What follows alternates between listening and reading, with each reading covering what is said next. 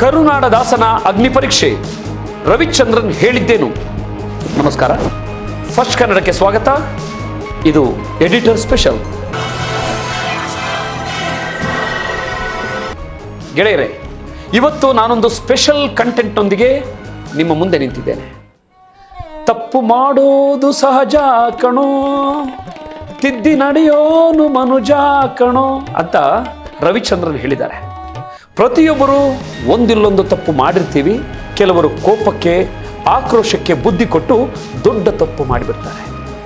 ಕೆಲವರ ತಪ್ಪು ಕೆಲವನ್ನ ಸರಿ ಮಾಡೋದಕ್ಕೆ ನಾಂದಿ ಹಾಡುತ್ತೆ.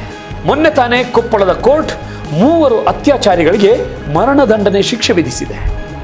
ಗಂಗಾವತಿಯಲ್ಲಿ ವಿದೇಶಿ ಮಹಿಳೆಯನ್ನ ಅತ್ಯಾಚಾರ ಮಾಡಿದ್ದ ಕಾರಣ ಕೊಪ್ಪಳದ ಜಿಲ್ಲಾ ಸತ್ರ ನ್ಯಾಯಾಲಯ ಈ ತೀರ್ಪನ್ನು ಕೊಟ್ಟಿದೆ.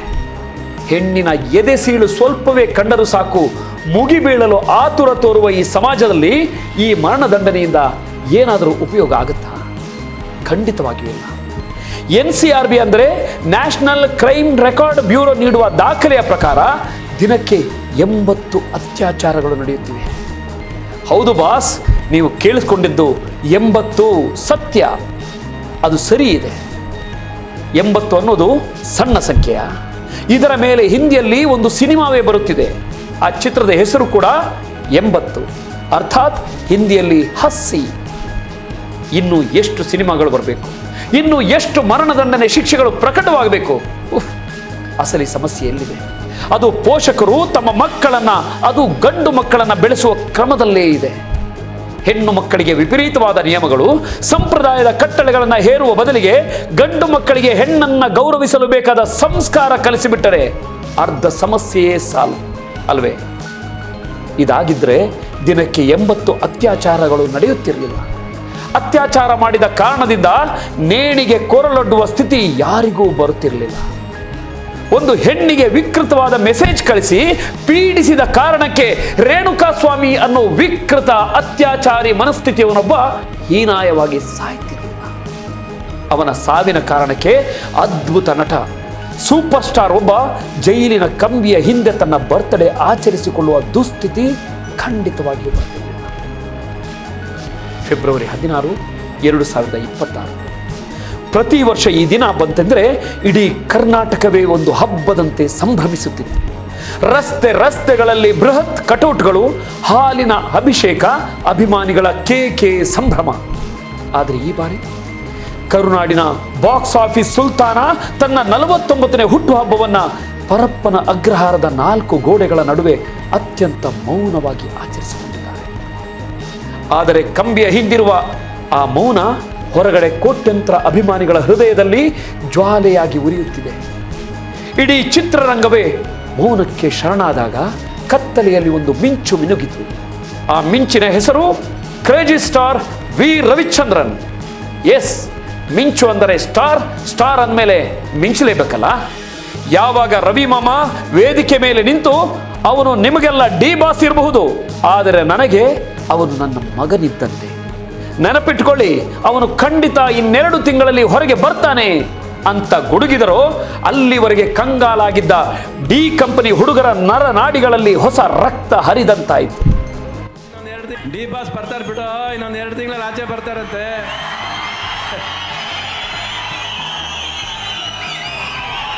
ಈ ಬಾಯಲ್ಲಿ ಹೇಳಿದ್ದೀನಿ ಬರ್ತಾರೆ, ನೆನಪಿಟ್ಗ. ನಿಮಗೆಲ್ಲ ಡಿ ಬಾಸು, ಆ ಡಿ ಬಾಸ್ ನನಗೆ ಮಗ, ನೆನಪಿಟ್ಕೊಳ್ಳಿ. ಬರ್ತಾನೆ ಹೊರಗೆ, ಎಲ್ಲ ಬರ್ತಾರೆ. ಒಂದು ಕೆಟ್ಟ ಗಳಿಗೆ ಮನುಷ್ಯನ ಕುಗ್ಸುತ್ತೆ. ಅಷ್ಟು ಆಳು ಕರ್ಕೊಂಡು ಕುಗ್ಗಿಸ್ಬೇಕಾದ್ರೆ ಯಾವತ್ತೋ ಒಂದ್ಸರಿ ಎಬ್ಬರಿಸ್ಲೇಬೇಕಾಗತ್ತೆ ಅಲ್ವಾ? ಸೊ ಅದಕ್ಕೆ ಕಾಯೋಣ ಎಲ್ಲರೂ. ಬಟ್ ಎಲ್ಲರೂ ಒಂದೇ ಪ್ರೀತಿಯಿಂದ, ಒಂದೇ ಮನಸ್ಸಿಂದ ಇಲ್ಲಿ ಪೂಜೆ ಮಾಡಿ. ಇದು ಕೇವಲ ಒಬ್ಬ ಹಿರಿಯ ನಟನ ಭರವಸೆಯಲ್ಲ, ಇದು ತಂದೆಯೊಬ್ಬನ ಆಶೀರ್ವಾದ ಮತ್ತು ಕಾನೂನಿನ ಅರಿವಿನಿಂದ ಬಂದ ಸತ್ಯ. ಎಸ್, ದರ್ಶನ್ ನಿಜಕ್ಕೂ ಆಚೆ ಬರ್ತಾರಾ? ಇವತ್ತಿನ ಈ ಎಡಿಟರ್ ಸ್ಪೆಷಲ್ ಕಾರ್ಯಕ್ರಮದಲ್ಲಿ ನಾನು ಬಿಚ್ಚಿಡ್ತಿದ್ದೇನೆ challenging star D Boss Darshan ಅವರ ಅಸಲಿ ಕಥೆ. ಗೆಳೆಯರೆ, ನಾವೆಲ್ಲ ಯೋಚಿಸಬೇಕು. ಕೋಟ್ಯಂತರ ರೂಪಾಯಿ ಆಸ್ತಿ, ಐಷಾರಾಮಿ ಜೀವನ, ಕೈಸನ್ನೆ ಮಾಡಿದರೆ ಪ್ರಾಣ ಕೊಡುವ ಲಕ್ಷಾಂತರ ಅಭಿಮಾನಿಗಳು ಇರುವ ಒಬ್ಬ ಸೂಪರ್ ಸ್ಟಾರ್ ಒಂದು ಕೊಲೆ ಕೇಸ್ನಲ್ಲಿ ಯಾಕೆ ಜೈಲಿಗೆ ಹೋಗ್ಬೇಕಾಯ್ತು? ದುಡ್ಡುಗ? ಅಧಿಕಾರಕ್ಕ? No, never. ಅದು ಕೇವಲ ಪ್ರೀತಿ ಮತ್ತು ಆಕ್ರೋಶಕ್ಕಾಗಿ. ಕಾನೂನಿನ ಪ್ರಕಾರ ಕೊಲೆ ಮಾಡೋದು 100ಕ್ಕೆ 100 ತಪ್ಪು. ಅದನ್ನು ಯಾರೂ ಸಮರ್ಥಿಸಿಕೊಳ್ಳೋದಿಲ್ಲ. ಆದರೆ ಈ ಘಟನೆಯ ಹಿಂದಿನ ಮನಸ್ಥಿತಿಯನ್ನ ಅರ್ಥ ಮಾಡಿಕೊಳ್ಳಿ. ತಾನು ಪ್ರೀತಿಸುವ ಮಹಿಳೆಗೆ ರೇಣುಕಾ ಸ್ವಾಮಿ ಅನ್ನುವಾತ ನಿರಂತರವಾಗಿ ಅತ್ಯಂತ ಅಶ್ಲೀಲ ಮೆಸೇಜ್ಗಳನ್ನು ಕಳುಹಿಸುತ್ತಿದ್ದ. ದರ್ಶನ್ ಅವರ ವೈಯಕ್ತಿಕ ಬದುಕನ್ನ ಅವಹೇಳನ ಮಾಡ್ತಿದ್ದ. ಒಬ್ಬ ಮಾಸ್ ಹೀರೋ ಆಗಿ ಹೆಣ್ಣು ಮಕ್ಕಳ ರಕ್ಷಣೆಗೆ ಸದಾ ಮುಂದಿರುವ ದರ್ಶನ್ ತಮ್ಮದೇ ಮನೆಯ ಹೆಣ್ಣಿಗೆ ಅನ್ಯಾಯವಾದಾಗ ತಾಳ್ಮೆ ಕಳೆದುಕೊಂಡರು. ಕಾನೂನಿನ ಮೊರೆ ಹೋಗುವ ಬದಲು ತಾನೇ ಶಿಕ್ಷೆ ನೀಡುವ ಪ್ರೊಟೆಕ್ಟಿವ್ ರೇಜ್ ಅಥವಾ ರಕ್ಷಣಾತ್ಮಕ ಆಕ್ರೋಶಕ್ಕೆ ಅವರು ಬಲಿಯಾದರು. ತನ್ನವರಿಗಾಗಿ ಇಡೀ ಸಾಮ್ರಾಜ್ಯವನ್ನೇ ಪಣಕ್ಕಿಟ್ಟ ದರ್ಶನ್ ಅವರ ಈ ಸ್ಥಿತಿ ಅಭಿಮಾನಿಗಳಲ್ಲಿ ಅವರ ಮೇಲಿನ ಪ್ರೀತಿಯನ್ನ ಕಿಂಚಿತ್ತು ಕಡಿಮೆ ಮಾಡಿಲ್ಲ. ಬದಲಿಗೆ ನಮ್ಮ ಬಾಸ್ ತಮಗಾಗಿ ತಪ್ಪು ಮಾಡಿಲ್ಲ ಅನ್ನೋ ಅನುಕಂಪವನ್ನ 100 ಮಡಿಗೊಳಿಸಿದೆ. ಕರ್ನಾಟಕದ ರಾಜಕೀಯ ಇತಿಹಾಸ, ಅದರಲ್ಲೂ ಹಳೆ ಮೈಸೂರು ಭಾಗದ ಕತೆ ದರ್ಶನ್ ಇಲ್ಲದೆ ಅಪೂರ್ಣ. ಮಂಡ್ಯದ ಜನ ಅಂಬರೀಷ್ ಅವರನ್ನ ದೇವರಂತೆ ಕಂಡಿದ್ರು. ಅಂಬರೀಷ್ ಅವರ ನಿಧನದ ನಂತರ ಆ ಜಾಗವನ್ನ ತುಂಬಿದ ಯಾರು ಗೊತ್ತಾ? ಇದೇ ದರ್ಶನ್. 2019 ಮಂಡ್ಯ ಚುನಾವಣೆಯನ್ನ ನೆನಪಿಸಿಕೊಳ್ಳಿ. ಸುಮಲತಾ ಅಂಬರೀಷ್ ಅವರಿಗಾಗಿ ಯಾವುದೇ ಫಲಾಪೇಕ್ಷೆ ಇಲ್ಲದೆ ಬಿಸಿಲಿನಲ್ಲಿ ಇಡೀ ಮಂಡ್ಯವನ್ನ ಸುತ್ತಿದ್ರು ದರ್ಶನ್. ಅಂದು ಜೆಡಿಎಸ್ ನಾಯಕರು ದರ್ಶನ್ ಅವರ ಜಾತಿ ಹಿಡಿದು ನಿಂದಿಸಿದಾಗ, ಹೌದು ನಾನು ಜಂಗ್ಲಿ, ನಾನು ನಾಯ್ಡು, ಅದರಲ್ಲಿ ತಪ್ಪೇನಿದೆ, ಜಾತಿ ರಾಜಕಾರಣ ಬಿಟ್ಟು ವೋಟ್ ಹಾಕಿ ಅಂತ ಮಂಡ್ಯದ ಮಣ್ಣಿನಲ್ಲಿ ಗುಡುಗಿದ್ರು. ಅಂಬರೀಷ್ ಅವರ ನಂತರ ಮಂಡ್ಯದ ಒಕ್ಕಲಿಗ ಯುವಕರಷ್ಟೇ ಅಲ್ಲದೆ ಸರ್ವ ಜನಾಂಗದವರು ದರ್ಶನ್ ಅವರನ್ನ ತಮ್ಮ ಅಘೋಷಿತ ನಾಯಕನೆಂದು ಒಪ್ಪಿಕೊಂಡಿದ್ರು. ದರ್ಶನ್ ಮನಸ್ಸು ಮಾಡಿದ್ರೆ ಯಾವುದೇ ಚುನಾವಣೆಯಲ್ಲಿ ಸುಲಭವಾಗಿ ಗೆಲ್ಲುವ ತಾಕತ್ತಿತ್ತು. ಇಂತಹ ದೈತ್ಯ ನಾಯಕ, ರಾಜಕೀಯದ ಕಿಂಗ್ ಮೇಕರ್ ಇಂದು ಪರಪ್ಪನ ಅಗ್ರಹಾರದಲ್ಲಿದ್ದಾರೆ ಅನ್ನೋದು ವಿಧಿಯ ಅತಿ ದೊಡ್ಡ ವಿಪರ್ಯಾಸವಲ್ವೇ? ದರ್ಶನ್ ಜೈಲಿನಲ್ಲಿದ್ದಾರೆ ಅಂದ ಕೂಡಲೇ ಅವರ ಸಾಮ್ರಾಜ್ಯ ಮುಳುಗಿತು ಅಂತ ಕೆಲವರು ಅಂದ್ಕೊಂಡ್ರು. ಆದರೆ ಈ ಬಾರಿಯ ದರ್ಶನ್ ಹುಟ್ಟುಹಬ್ಬ ಇಡೀ ರಾಜ್ಯಕ್ಕೆ ಒಂದು ಪಾಠ ಕಲಿಸಿದೆ. ಜೈಲಿನಿಂದಲೇ ದರ್ಶನ್ ತನ್ನ ಪತ್ನಿ ವಿಜಯಲಕ್ಷ್ಮಿ ಮೂಲಕ ಅಭಿಮಾನಿಗಳಿಗೆ ಒಂದು ಸಂದೇಶ ಕಳುಹಿಸಿದ್ರು. ಹೂವು, ಹಾರ, ಕೇಕುಗಳಿಗಿಂತ ಸಮಾಜಮುಖಿ ಕೆಲಸಗಳನ್ನು ಮಾಡಿ 10 ಮಕ್ಕಳ ನಗು ನನಗೆ ನೀವು ನೀಡುವ ಅತಿ ದೊಡ್ಡ ಉಡುಗೊರೆ.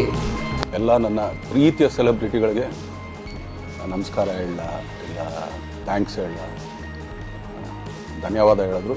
ಏನೇ ನನ್ನ ಪದ ಯೂಸ್ ಮಾಡಿದ್ರು ಕೂಡ ತುಂಬ ಕಮ್ಮಿ. ಯಾಕಂದರೆ ನೀವು ತೋರಿಸಿರೋಷ್ಟು ಪ್ರೀತಿ, ಅಭಿಮಾನ ಇನ್ಯಾವತ್ತೂ ಅದನ್ನು ಅದು ಯಾವ ಥರ ರಿಟರ್ನ್ ಮಾಡೋದು ನನಗೂ ಗೊತ್ತಾಗಲ್ಲ. ಬಟ್ ಇವತ್ತು ಆ್ಯಕ್ಚುಲಿ ಇಲ್ಲಿ ಕೂತ್ಕೊಳ್ಳೋಕ್ಕಾಗಲಿ ಹೇಳೋಕ್ಕಾಗಲಿ ಒಂದೇ ಒಂದು ರೀಸನ್ ಏನಂತಂದರೆ ಈಗ ಆ್ಯಕ್ಚುಲಿ ಬರ್ಡೇ. ಎಸ್, ಬಾಸ್ ಮಾತಿಗೆ ಬೆಲೆ ಕೊಟ್ಟ ಡಿ ಕಂಪನಿ ಈ ಬಾರಿ ಯಾವುದೇ ಅಬ್ಬರದ ಆಚರಣೆ ಮಾಡಲಿಲ್ಲ. ಬದಲಾಗಿ ರಾಜ್ಯಾದ್ಯಂತ ಅನಾಥಾಶ್ರಮಗಳು, ವೃದ್ಧಾಶ್ರಮಗಳಿಗೆ ಭೇಟಿ ನೀಡಿ ಅನ್ನದಾನ ಮಾಡಿದರು. ದಾವಣಗೆರೆಯ ಹರಪನಹಳ್ಳಿ ತಾಲೂಕಿನ ಅರಸೀಕೆರೆಯಲ್ಲಿ ಶ್ರೀ ಗುರು ಕೊಟ್ಟೂರೇಶ್ವರ ಸ್ವಾಮಿ ರಥೋತ್ಸವದಲ್ಲಿ ಅಭಿಮಾನಿಗಳು ಸಹಸ್ರಾರು ಭಕ್ತರಿಗೆ ಉಚಿತ ಆಹಾರ, ಮಜ್ಜಿಗೆ, ಐಸ್ ಕ್ರೀಮ್ ಹಂಚಿ ಮಾನವೀಯತೆ ಮೆರೆದರು. ಇದು ನಿಜವಾದ ಸ್ಟಾರ್ಡಮ್. ದರ್ಶನ್ ಮೇಲಿನ ಪ್ರೀತಿ ಇಂದು ಸಮಾಜ ಸೇವೆಯಾಗಿ ಬದಲಾಗಿದೆ. ಒಂದೆಡೆ ಜೈಲಿನಲ್ಲಿದ್ರು ದರ್ಶನ್ ನಟನೆಯ ಡೆವಿಲ್ ಚಿತ್ರ ಮೊದಲ ವಾರದಲ್ಲೇ 24.5 ಕೋಟಿ ರೂಪಾಯಿ ಕಲೆಕ್ಷನ್ ಮಾಡಿದೆ. ಕರಿಯ ಚಿತ್ರ ಮರುಗು ಬಿಡುಗಡೆಯಾಗಿ ಹೌಸ್ಫುಲ್ ಪ್ರದರ್ಶನ ಕಾಣ್ತಿದೆ. ದರ್ಶನ್ ಅವರ ಕ್ರೇಜ್ ಯಾರಿಗೂ ಎಂದಿಗೂ ಕಮ್ಮಿ ಮಾಡಲಿಕ್ಕೆ ಸಾಧ್ಯನೇ ಇಲ್ಲ. No, never. ಹಾಗಾದ್ರೆ ರವಿಚಂದ್ರನ್ ಹೇಳಿದಂತೆ ದರ್ಶನ್ ಯಾವಾಗ ಆಚೆ ಬರ್ತಾರೆ? ಕಾನೂನು ಏನು ಹೇಳುತ್ತೆ? ಆಗಸ್ಟ್ 2025ರಲ್ಲಿ ಸುಪ್ರೀಂ ಕೋರ್ಟ್ ದರ್ಶನ್ ಅವರ ಜಾಮೀನನ್ನ ರದ್ದುಗೊಳಿಸಿತು. ಜನಪ್ರಿಯತೆ ಇದ್ದ ಮಾತ್ರಕ್ಕೆ ಕಾನೂನಿಗಿಂತ ಯಾರೂ ಮೇಲಲ್ಲ ಅಂತ ಕೋರ್ಟ್ ಕಟ್ಟುನಿಟ್ಟಾಗಿ ಹೇಳಿತು. ಜೈಲಿನಲ್ಲಿ 5 ಸ್ಟಾರ್ ಸೌಲಭ್ಯ ಸಿಕ್ಕ ಆರೋಪಗಳು ಹಾಗೂ ಪ್ರಮುಖ ಸಾಕ್ಷಿಗಳ ಮೇಲೆ ಪ್ರಭಾವ ಬೀರುವ ಆತಂಕದಿಂದ ಜಾಮೀನು ರದ್ದಾಯಿತು. 6 ತಿಂಗಳು ಕಳೆಯಿತು.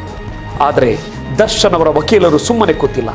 ಫೆಬ್ರವರಿ 18, 2026ರಂದು ಅಂದರೆ ದರ್ಶನ್ ಹುಟ್ಟುಹಬ್ಬ ಕಳೆದ ಬೆನ್ನಲ್ಲೇ ಅವರ ವಕೀಲರ ತಂಡ 57ನೇ ಸೆಷನ್ಸ್ ನ್ಯಾಯಾಲಯದಲ್ಲಿ ಒಂದು ಮಾಸ್ಟರ್ ಸ್ಟ್ರೋಕ್ ನೀಡಿದೆ. ಎಸ್, CRPC ಸೆಕ್ಷನ್ 309 ಅಡಿಯಲ್ಲಿ ದೈನಂದಿನ ವಿಚಾರಣೆ ಅಂದರೆ ಡೈಲಿ ಟ್ರಯಲ್ ನಡೆಸುವಂತೆ ಅರ್ಜಿ ಸಲ್ಲಿಸಿದೆ. ಇದರ ಅರ್ಥವೇನು ಗೊತ್ತಾ? ಪ್ರಕರಣದ ಪ್ರಮುಖ ಸಾಕ್ಷಿಗಳ ವಿಚಾರಣೆಯನ್ನ ದಿನನಿತ್ಯ ತ್ವರಿತವಾಗಿ ಮುಗಿಸೋದು. ಒಮ್ಮೆ ಸಾಕ್ಷಿಗಳ ವಿಚಾರಣೆ ಮುಗಿದರೆ ಸಾಕ್ಷ್ಯನಾಶ ಮಾಡುತ್ತಾರೆ ಅನ್ನೋ ಕಾರಣವನ್ನು ಮುಂದೆ ಇಟ್ಟುಕೊಂಡು ಜಾಮೀನು ನಿರಾಕರಿಸಲು ಸಾಧ್ಯವಿಲ್ಲ. ಮುಂದಿನ 1-2 ತಿಂಗಳಲ್ಲಿ ಈ ಪ್ರಕ್ರಿಯೆ ಮುಗಿದರೆ ದರ್ಶನ್ ಅವರಿಗೆ ಷರತ್ತುಬದ್ಧ ಜಾಮೀನು ಸಿಗುವುದು ಗ್ಯಾರಂಟಿ. ರವಿಚಂದ್ರನ್ ದರ್ಶನ್ ಅವರ ಬರ್ತ್ಡೇ ಸೆಲೆಬ್ರೇಷನ್ ವೇದಿಕೆಯಲ್ಲಿ ಹೇಳಿದ 2 ತಿಂಗಳು ಅನ್ನೋ ಮಾತಿನ ಹಿಂದಿನ ಅಸಲಿ ಕಾನೂನು ಲೆಕ್ಕಾಚಾರವೇ ಇದು. ಜೀವನದಲ್ಲಿ ಒಂದು ಕೆಟ್ಟ ಗಳಿಗೆ ಮನುಷ್ಯನನ್ನ ಕೆಳಗೆ ತಳ್ಳಬಹುದು. ಪ್ರೀತಿ, ಆಕ್ರೋಶ ಮತ್ತು ಎಮೋಷನ್ಗೆ ಬಲಿಯಾಗಿ ದರ್ಶನ್ ಇಂದು ಕಠಿಣ ಪರಿಸ್ಥಿತಿ ಎದುರಿಸುತ್ತಿರಬಹುದು. ಅದೇ ನಿಟ್ಟಿನಲ್ಲಿ ಕಾನೂನು ತನ್ನ ಕೆಲಸ ಮಾಡುತ್ತಿದೆ. ಕಾನೂನಿಗಿಂತ ಈ ದೇಶದಲ್ಲಿ ಯಾರೂ ದೊಡ್ಡವರಲ್ಲ. ಕಾನೂನಿನ ಚೌಕಟ್ಟಿನಲ್ಲಿಯೇ ಹೋರಾಡಿ ದರ್ಶನ್ ಮತ್ತೆ ಹೊರಬರುವ ಕಾಲ ಹತ್ತಿರವಾಗುತ್ತಿದೆ. ಕತ್ತಲಿನ ಕೋಣೆಯಲ್ಲಿ ಕೂತು ಸಮಾಜಮುಖಿ ಕೆಲಸ ಮಾಡುವಂತೆ ಅಭಿಮಾನಿಗಳಿಗೆ ಕರೆ ನೀಡಿದ ಆ ನಾಯಕನ ಗುಣವೇ ಅವರನ್ನ ಮತ್ತೆ ಫೀನಿಕ್ಸ್ ಹಕ್ಕಿಯಂತೆ ಮೇಲೆಬ್ಬಿಸಲಿದೆ. ಡಿ ಬಾಸ್ ಅಭಿಮಾನಿಗಳೇ, ನಿಮ್ಮ ತಾಳ್ಮೆ ಮತ್ತು ಸಮಾಜ ಸೇವೆಯೇ ದರ್ಶನ್ ಅವರಿಗೆ ಅತಿ ದೊಡ್ಡ ಶಕ್ತಿ. ಕಾಯುತ್ತಿರಿ. ಕರುನಾಡಿನ ಬಾಕ್ಸ್ ಆಫೀಸ್ ಸುಲ್ತಾನ ಮರಳಿ ಬರುವ ಆ ದಿನಕ್ಕಾಗಿ. ನ್ಯಾಯಾಲಯದ ಪ್ರಕ್ರಿಯೆಗಳು ಮುಗಿದು ಸತ್ಯ ಗೆದ್ದು ದರ್ಶನ್ ಆಚೆ ಬಂದಾಗ ಆ ಸೆಲೆಬ್ರೇಷನ್ ಊಹೆಗೂ ನಿಲುಕದ್ದು. ನಿಮಗೆ ಈ ವಿಡಿಯೋ ಇಷ್ಟವಾದರೆ ಲೈಕ್ ಮಾಡಿ, ಶೇರ್ ಮಾಡಿ ಮತ್ತು ನಿಮ್ಮ ನೆಚ್ಚಿನ ಡಿ ಬಾಸ್ ಬಗ್ಗೆ ಕಾಮೆಂಟ್ ಮಾಡಿ. ಹಾಗೆ ನಿಮ್ಮ ಗಂಡು ಮಕ್ಕಳಿಗೆ ಹೆಣ್ಣನ್ನ ಗೌರವಿಸೋದು ಹೇಗೆ, ಅವರ ಬಗೆಗೆ ಸೌಜನ್ಯಯುತವಾಗಿ ನಡೆದುಕೊಳ್ಳೋದು ಹೇಗೆ ಅನ್ನೋ ಸಂಸ್ಕಾರ ಕಲಿಸೋಕೆ ಎಷ್ಟು ಜನ ಇವತ್ತೇ ಪ್ರತಿಜ್ಞೆ ಮಾಡ್ತೀರಿ? ಪ್ರತಿಜ್ಞೆ ಮಾಡಿ ಇದನ್ನೊಂದು ಚಳುವಳಿ ಥರದಲ್ಲೇ ಮಾಡೋಣ. ಯಾಕಂದ್ರೆ ಇದು ಕೇವಲ ಸುದ್ದಿ ಅಥವಾ ಸುದ್ದಿಯ ವಿಮರ್ಶೆ ಅಲ್ಲ, ಇದು ಒಂದು ಚಳುವಳಿ. ಏನಂತೀರಿ? ನೋಡ್ತಾ ಇರಿ ಫಸ್ಟ್ ಕನ್ನಡ. ಆಗೋದಲ್ಲ ಒಳ್ಳೆಯದಕ್ಕೆ. ನಮಸ್ಕಾರ. ಜೈ ಹಿಂದ್, ಜೈ ಕರ್ನಾಟಕ.